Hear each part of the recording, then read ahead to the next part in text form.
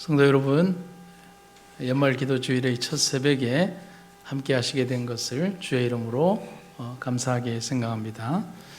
연말 기도 주일의 첫 새벽이 시작되었습니다.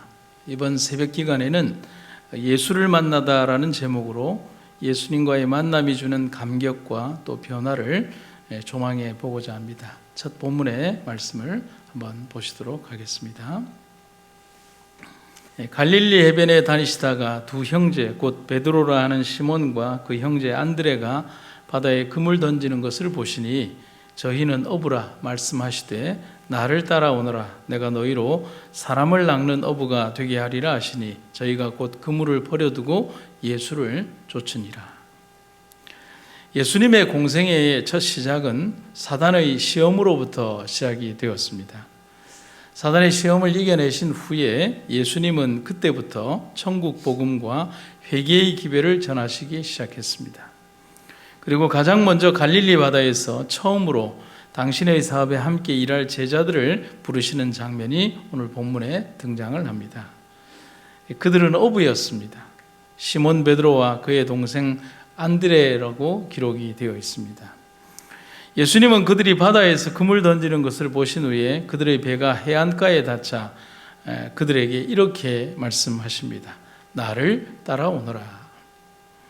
어떤 부연적인 설명이나 양해도 없이 두 형제에게 예수님은 말씀하십니다. 하지만 우리가 기억해야 하는 것은 그 첫 마디이자 짧은 한마디의 명령을 들은 그 형제는 주저없이 예수님을 쫓았다는 것입니다.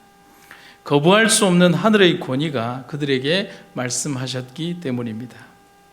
그리고 예수님이 이렇게 말씀하십니다. 사람을 낚는 어부가 되게 하리라. 그들을 부르시면서 예수님은 앞으로 그들에게 닥쳐올 삶의 변화, 곧 살아갈 목표의 변화를 말씀하십니다. 갈릴리 바다에서 물고기를 잡으며 살아갈 것이 아니라 천국 복음을 전하며 사람들을 주께로 이끄는 거룩한 사명을 전할 이들로 살 것을 말씀하시는 것입니다. 그들은 예수님을 만나기 전까지 또한 예수님을 만나지 않았다면 결코 꿈조차 꿀 수 없었을 그러한 삶의 위대한 변화가 그들 앞에 예수님을 통하여 제시된 겁니다. 그렇듯 예수님과의 만남은 우리가 상상할 수 없는 삶의 변화를 가져옴을 우리는 기억해야 합니다. 제가 그렇고 여러분의 삶이 바로 그것을 증명하고 있는 겁니다. 이런 동일한 부르심이 우리들에게도 있으며 그때 부르심의 그 정신은 그때나 지금이나 같다는 것을 우리는 기억을 해야 합니다. 한번 우리가 그런 질문을 해볼 수가 있습니다. 우리 인생에 예수님이 없다면 혹은 예수님께서 우리 인생에 찾아오시지 않았다면 혹은 예수님께서 찾아오셨지만 내가 예수님을 받아들이지 않았다면 지금 우리들의 삶은 어떻게 변했을까라고 하는 것을 질문해 볼 수 있는 겁니다. 좀 쉽게 생각한다면 상상할 수 없고 또 상상하기도 싫은 내 삶의 모습이라고 생각이 됩니다. 증언의 기별입니다. 만약 그대들이 신앙생애의 발전에 장애가 되는 모든 것을 그대들 스스로 제거해 버릴 때에 성령께서 그대들의 마음에 역사하실 것이며 그대들은 사람을 낚는 어부들이 될 것이다. 하나님의 구원이 빛을 비추는 등불처럼 그대에게서 나아갈 것이다. 만약 그대들의 마음이 위로부터 받은 빛으로 가득 차게 될 때에 그대들은 어디를 가든지 다른 사람들에게 빛을 비출 수 있을 것이다. 주님께서는 그대들의 봉사활동을 축복하실 것이며 그대들은 주님의 구원을 바라보게 될 것이다. 우리가 하나님이 주시는 구원의 빛을 우리의 가슴속에 가득 차게 받아들일 때에 흘러넘치는 주의 은혜를 다른 사람들에게 나누어 줄 수 있다라고 하는 귀한 기별들. 예수님의 제자들은 바로 그러한 부르심의 거룩한 소망을 가지고 주님의 뜻을 따라가게 되었다는 겁니다.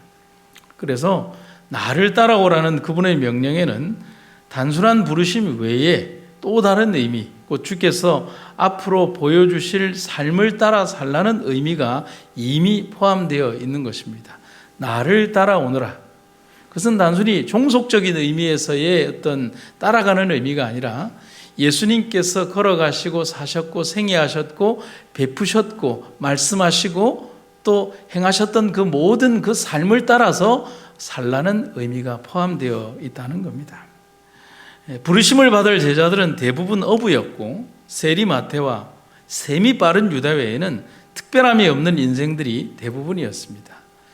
참 얼마나 이 부분에 있어서 감사한지 모르겠습니다. 특별한 재주꾼이거나 대단한 학식의 소유자들이었다면 저는 아마도 목사가 되지 못했지 않았을까라고 하는 생각이 듭니다. 생각이 아니라 그랬을 것입니다. 그런 그들의 삶을 가장 가치 있게 만드시는 분이 예수님이었습니다. 가치 없는 흙덩이가 예수님의 하나님 창조주의 손을 통하여 생기가 있는 생명력 있는 사람으로 바뀌었듯이 가치 없는 존재로 살았던 평범하고 어쩌면 나약했던 그들의 삶이 예수님을 통하여 가장 존귀한 존재로 바뀌는 그런 위대한 변화가 예수님 안에 있는 겁니다. 주님과의 만남이 아니었다면 삶이 마감되는 순간까지 그들은 그저 갈릴리의 생선 비린내를 맡으며 구멍난 그물을 손질하고 새벽마다 그물질을 하면서 그저 그렇게 하루하루를 풀칠을 하며 살아갔어야 할 인생들을 당신의 위대한 사역에 굳이 부르신 예수님의 그 감격적인 부르심을 잊어서는 안 됩니다. 저는 오늘 새벽에 이 설교를 마무리하면서 굳이라는 단어를 생각한 겁니다. 예수님은 굳이 그들을 부르신 겁니다. 그런 부르심이 내 인생과 삶에도 존재하고 있음을 오늘 이 새벽 시간에 감사하는 여러분과 제가 되기를 간절히 바랍니다. 결코 뛰어나지 않고 절대적으로 필요하지도 않지만 하나님은 당신의 사역을 위하여 쓸모없는 내 인생을 쓸모있게 사용하시기 위하여 제 인생의 40년 전에 저를 부르셨습니다. 여러분도 마찬가지입니다. 베드로와 시몬을 부르실 때처럼 나를 따라오너라고 하셨습니다. 그 부르심이 아니었다면 지금의 내 인생은 얼마나 가치가 없을까를 생각하게 됩니다. 아마도 지금 저에게 예수님이 없었다면 세상의 모든 것으로 가득 차 있는 내 모습, 어쩌면 아무런 소망도 없고 희망도 없는 그런 모습으로 세상의 모든 것들 속에서 무언가 불나방처럼 세상을 향하여 다가가고 있는 제 모습이 40년 이후의 제 모습이 그려지는 것입니다. 그 생각만으로도 감사함과 감격이 넘쳐납니다. 그래서 하루하루가 감사하고 사는 것이 감사합니다. 그래서 화인 여사는 감격적인 부르심을 이렇게 기록하고 있습니다. 나는 하나님께서 우리로 당신 자신에게 특이한 보물이 되게 하기 위하여 우리를 부르셨다는 것을 온 세상에 있는 제7일 안식일 예수 재림교인들에게 말하라는 지시를 받았다. 여기에 보면 정말 감격적인 구절이 있죠. 우리가 당신 자신에게 특별한 보물이 되게 하기 위하여 우리를 부르셨다. 주님께서는 당신의 교회가 끝날까지 성령과 만군의 여호와의 권고 안에서 완전히 연합하여 설 수 있도록 명하셨다. 가장 겸손한 마음으로 함께 예배하고 함께 화목하며 함께 하늘을 준비하며 살아가도록 합시다. 때론 실수를 범하는 연약한 이들이 있다 할지라도 하나님은 그들 모두 거칠은 바다에서 물질과 그물질을 하던 거친 어부였던 사람들이었음을 잊지 말라고 하십니다. 그런 그들을 부르신 하나님의 은혜를 감사하고 오늘 나를 따르라고 명령하시는 주님의 은혜에 감사하는 새벽 시간이 되기를 간절히 바랍니다. 하나님께서는 구원의 사업에서 당신의 동력자가 되도록 인간 기구들을 부르셨다. 그분은 약점투성이요 실수할 수밖에 없는 사람들을 사용하신다. 그러므로 불행하게도 실수를 범할 수밖에 없었던 자들을 비난하지 말자. 그렇게 하기보다는 하나님의 은혜로 변화되어 인간의 불행에 동정하고 마음이 움직이는 지경까지 이르게 하자. 이것은 하늘에서 기쁨이 있게 할 것이다. 왜냐하면 우리는 하나님과 그리스도께서 우리를 사랑하시는 것처럼 타락한 우리의 형제들을 사랑함으로써 우리가 그리스도의 특성에 참여하는 자가 되었다는 증거를 나타내기 때문이다. 이제 주님의 부르심에 대하여 제자들이 했던 행동이 한 문장으로 이렇게 기록이 되어 있습니다. 저희가 곧 그물을 버려두고 예수를 쫓으니라. 이제 우리에게 남은 것은, 또 제자들에게 남은 것은 부르심에 대한 반응입니다. 무시할 것인가 아니면 순종할 것인가. 제자들의 삶은 비록 거친 바다에서 평생 살아온 무식한 삶이었지만 부르심에 대한 그들의 선택은 단호하고 확고했습니다.